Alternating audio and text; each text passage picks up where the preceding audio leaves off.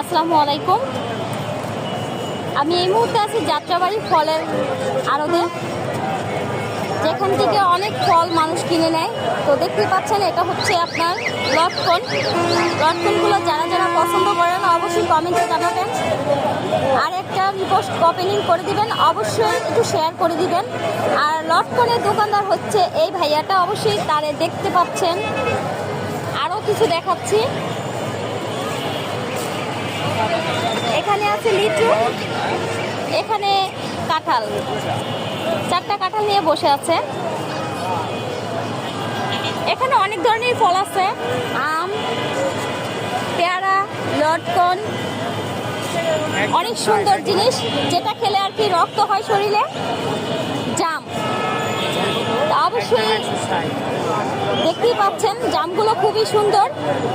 তো আমাদের দোকানদার ভাইয়াটাও খুব সুন্দর, মিষ্টি, তাই না? জাম যেরকম মিষ্টি তার হাসিটাও মিষ্টি।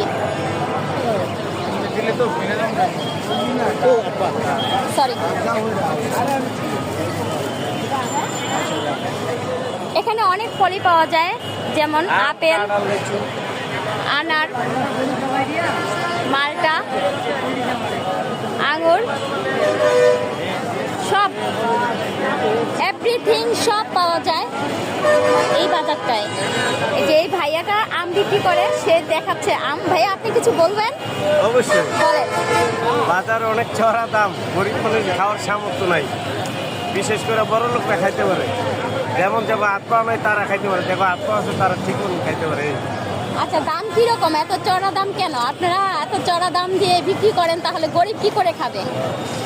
আমি তো মনে করি আপনারাও গরিব, আমরাও গরিব, কিন্তু যারা বড় লোক তারা কিন্তু টাকা ভাঙতে খুব কষ্ট হয়ে যায়, তাদের মনে হয় যে তারাই গরিব, না? এখন বর্তমানে যে পরিস্থিতি, ইমানদার ব্যবসায়ী, যার কারণে সেন্টিকের তলে তলে, যার জন্য ফলের বাজারে ফল অত্যাধুনিক দাম বেশি। বুঝাইতে পারছি, বাকিটা ইতিহাসে বুঝাই। ধন্যবাদ ভাইয়া, আপনাকে এত সুন্দর করে কথাগুলো গুছিয়ে বলার জন্য অসংখ্য ধন্যবাদ। ধন্যবাদ।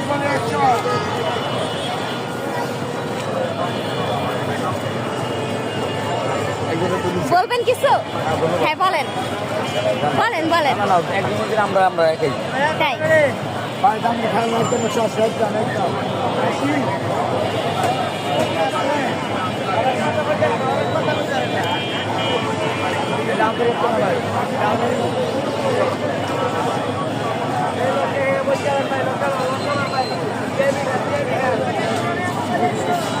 Thank you.